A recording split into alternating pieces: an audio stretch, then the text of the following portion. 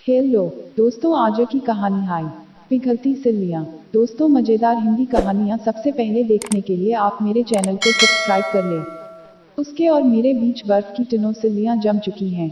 मज़े की बात है कि कभी क्षणांश एकाध सिल्ली थोड़ी सी कहीं किसी कोने से पिघलती भी है और दो चार बूंदों की नमी दिखने भी लगती है तो तुरंत अविश्वास और नफरत की सर्द हवाएं चलने लगती हैं। मन में जमी सोच की फफूंद नमी को ढक देती है। फिर से सिल्लियां ठोस और पथरीली हो जाती हैं। बर्फ की ये चौकोर सिल्लियां आकार व अनुपात में समान व नुकीली न होने के बावजूद किसी टूटे कांच के टुकड़े की मानिंद उसके दिल में जा चुकती हैं। उससे उठने वाली पीड़ा इतनी पैनी होती है कि उसका पूरा अस्तित्व हिल जाता है। कितना तो रो चुकी है वह, अपने भाग्य को भी कोस चुकी है। ईश्वर के सामने कितनी प्रार्थनाएं कर चुकी है।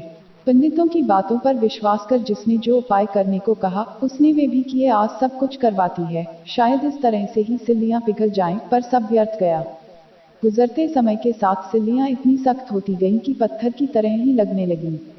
छुओ तो भी चोट पहुंचाएंगी और यूं ही सामने रहें तो भी मन को चुभती रहेंगी। पीड़ा शरीर की हो या मन की, दर्द हर हालत में होता है। और उसे तो वर्षों हो गए हैं इस चुभन को सहते हुए। बच्चा अगर माँ से मुंह मोड़ ले तो शायद उससे बड़ी पीड़ा और कोई नहीं होती। माँ के लिए उसका बच्चा ही सब कुछ होता है, उसके लिए वह दुनिया से लड़ने को तत्पर रहती है ताकि दुख की आंच उस तक न पहुँच पाए। पर विडंबना तो यह है कि उसे अपने आंचल में सुरक्षित रखने के बावजूद वह उससे दूर हो गया। उसे लगता है कि उसकी माँ ही उसकी सबसे बड़ी दुश्मन है, जो उसकी खुशियों पर ग्रहण लगाना चाहती है। उसे पता ही नहीं चला कि वह कैसे उससे दूर होता गया। वजह तो वह आज तक नहीं जान पाई है। उसे यही समझ आता है कि नौकरी और घर के काम में व्यस्तता की वजह से वह उसे उतना टाइम नहीं दे पाई जो सुजीत उसे देते थे।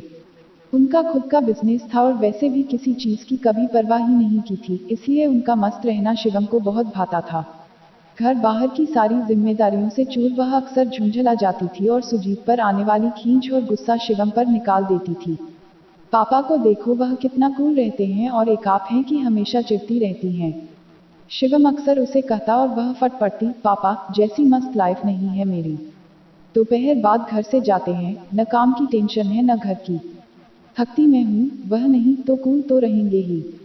सुजीत तब उसका पक्ष लेने की बजाय शिवम की हाँ में हाँ मिलाते हुए कहते, पता नहीं क्यों थकती हो इतना। सारी दुनिया की महिलाएं काम करती हैं, तुम्हें तो बस हमेशा लड़ने का बहाना चाहिए। आदत है यह तुम्हारी।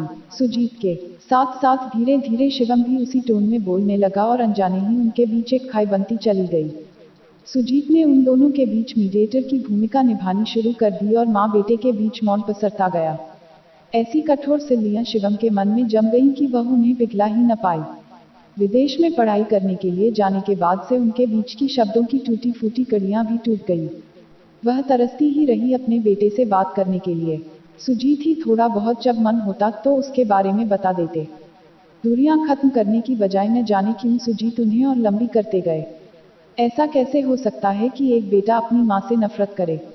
यही सवाल उसे मथता रहता। शिवानी इस बात को हजारों बार दिन में नकारती। अरे बर्फ और मंगानी पड़ेगी, अभी तो 5 घंटे और हैं शिवम के आने में।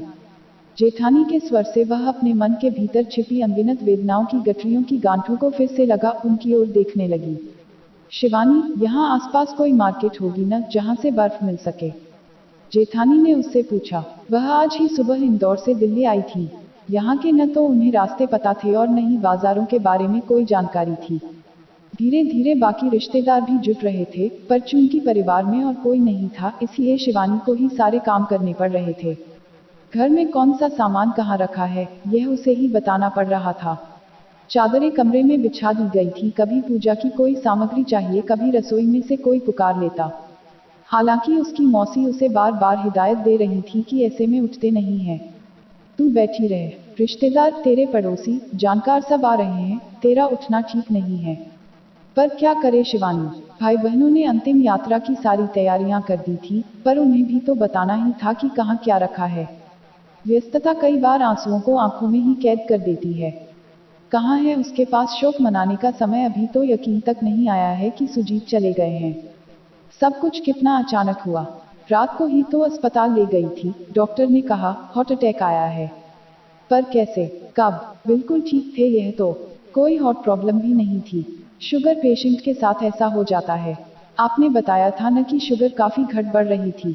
उस पल ऐसा लगा था कि कोई पंछी फुर से उड़ गया हो। काश सुजीत तुम कहकर जाते, यूं ही बिना कुछ कहे अचानक चले गए। बेटे के आने का इंतजार तो कर लेते, उसे सच तो बता देते, कम से कम यह तो कह देते कि माँ का ख्याल रखना, वह सिर्फ तेरे लिए ही जीती मरती है। जैसे जिंदगी भर पलायन करते रहे जिम्मेदारियों से, वैसे ही आखिरी क्षणों में भी चुपचाप चले गए। वरना जिसे कभी दिल की बीमारी न हो, उसका दिल अचानक काम करना कैसे बंद कर सकता है। शुगर जरूर उस रात भी बहुत घट बढ़ रही थी। इंसुलिन भी नहीं लगाया था, यह सोचकर कि शायद इस तरह कंट्रोल में आ जाए। कहाँ रहा कंट्रोल में कुछ, अचानक शुगर 50 हो गई। जल्दी से उसने कुछ मीठे बिस्किट खिला दिए। चेक की तो इस बार 500 पहुंच गई थी। अस्पताल लेकर भागी, पर ईसीजी करते ही डॉक्टर ने बता दिया था कि हार्ट केवल 25% ही काम कर रहा है। सबको बुला लीजिए, कोई चांस नहीं है बचने का। हम इन्हें वेंटिलेटर पर डाल देते हैं। वेंटिलेटर पर डालने की बात सुन उसकी रूह कांप गई थी। सुजीत का निस्तेज चेहरा देख मन भीग गया था उसका। बरसों की नाराजगी, गुस्सा और उसका उसे हमेशा अपमानित करना सब भूल गई थी वह। प्यार से उसके सिर पर हाथ फेरते हुए जब उसने सुजीत को दलिया खिलाने की कोशिश की तो उसकी आंखों के कोर भीग गए थे। शायद पश्चाताप हो रहा हो। बिल्कुल चिंता मत करो, तुम ठीक हो जाओगे। थोड़ी हिम्मत रखो और दवाइयों को रिस्पॉन्ड करो। डॉक्टर कह रहे हैं कि तुम मशीनें देखकर घबरा रहे हो। दवाइयाँ काम ही नहीं कर रही हैं। उसने सांत्वना देने की कोशिश की थी। सुजीत एकदम खामोश थे, कुछ नहीं कहा, न कुछ पूछा। शिवानी की तरह उन्होंने भी कहाँ सोचा होगा कि उनका अंतिम वक्त आ गया है। जब तक कुछ घटे नहीं, कौन इस बात को मानना चाहता है। मौसी, शिवम आ गया, मेरे भांजे ने कहा तो सब उसकी ओर लपके। सबसे लिपटकर वह रो रहा था, पर उसके पास नहीं आया। शिवानी कब से केवल भीतर ही भीतर रो रही थी, पर शिवम को देखते ही उसका बांध सारे किनारों को तोड़ता हुआ वेग से बह निकला था। जब से आया था, पापा के सिरहाने ही बैठा हुआ था। उनके माथे पर बार बार हाथ फेर रहा था, मानो कहीं किसी कोने में आशा हो कि शायद पापा उसके स्पर्श को महसूस कर उसे एक बार आंख खोलकर देख लेंगे और कहेंगे, आ गया मेरे बर्रे। बचपन से ही शिवम को वे दोनों न जाने प्यार से कितने नामों से पुकारते आए थे। बिना अर्थों वाले नाम सुजीत कहते, सारा दिन चिपका रहता है यह मुझसे जैसे बर्रा हो, जो चिपक जाए तो पीछा छुड़ाना मुश्किल हो जाता है। जब उसका मुंडन हुआ था तो वह इतना प्यारा लगता था कि उसके सिर पर बार बार हाथ फेरते हुए वह उसे टिकली कहती। कोई उसे शिवानी का शिव कहता, दोस्त अक्सर उसे शीख कहकर पुकारते, शॉर्ट फॉर्म के ट्रेंड की वजह से। बचपन से ही वह इतना प्यारा था कि जो भी उसे देखता उस पर स्नेह लुटाने लगता। पड़ोसी और सोसाइटी के लोग प्यार से शिबू कहते थे। शिवानी का मन कर रहा था कि शिवम को अपने सीने से चिपटाकर इतना रोए कि बरसों से जमे आंसू सारी बर्फ की सिल्लियों को पिघला दें, पर आने के बाद भी उसने न तो उसकी ओर देखा था और न ही कोई बात की थी। अपने अंदर न जाने कितने तूफान समेटे रहता है। हमेशा उसे यही लगता रहा है कि पापा बीमार हैं तो माँ जिम्मेदार है, पापा माँ के साथ बुरा सलूक करते हैं तो भी माँ ही दोषी है, कहीं वह आज भी पापा की मौत का जिम्मेदार उसे तो नहीं ठहरा रहा। कांप गई थी शिवानी। सुजीत को बर्फ की सिल्लियों से उठाकर अर्थी पर रख दिया गया था। सफेद दुशालों से उसे ढका जा रहा था। फूलमालाओं को पूरे शरीर पर बिछा दिया गया था। अब ले जाने की तैयारी थी। 4 कंधों पर जाता है मनुष्य, कैसी विडंबना है यह भी। दुनिया से प्रस्थान करने के लिए भी हमें कंधे चाहिए होते हैं, सारी जिंदगी तो हम कंधे ढूंढते ही रहते हैं। ले जाने की तैयारी पूरी हो चुकी थी, बस उससे कहा जा रहा था कि सुजीत के 3 चक्कर काट ले और कहे कि उसने उसे क्षमा कर दिया। उसकी चूड़ियां उतारकर सुजीत के साथ लपेट दी गई। बिंदी पोंछ दी गई। उसे लग रहा था सैलाब उमड़ रहा है उसके भीतर, चाहे जैसा था तो उसका पति चाहे कितने दुख दिए, पर इस तरह जाना बर्दाश्त नहीं हो रहा था। प्यार के कण तो उनके बीच फिर भी व्याप्त ही रहे, बेशक विषमताओं की वजह से वे दिखे नहीं। फूट फूट कर रो पड़ी वह।